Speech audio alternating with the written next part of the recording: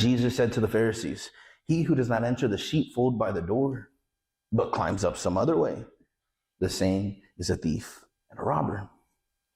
The children of Israel held the Pharisees in high regard, and the Pharisees were seen as the most righteous individuals on the outside, which is why they were the supposed spiritual leaders of Israel.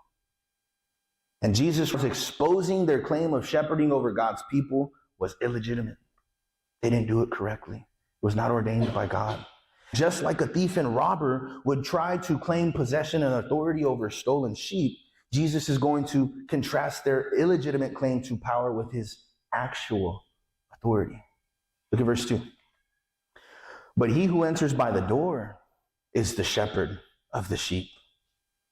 So he says, he who enters by the door is the shepherd of the sheep. And the shepherd was the one who the sheep actually belonged to.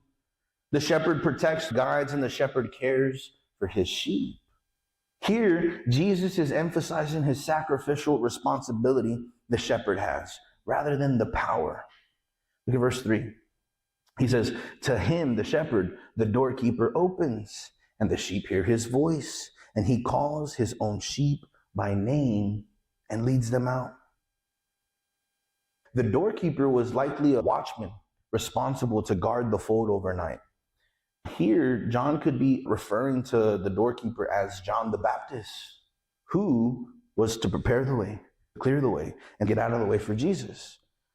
John the Baptist would have metaphorically opened the door for Jesus so Jesus could step into the scene and gather his sheep, the lost sheep of Israel.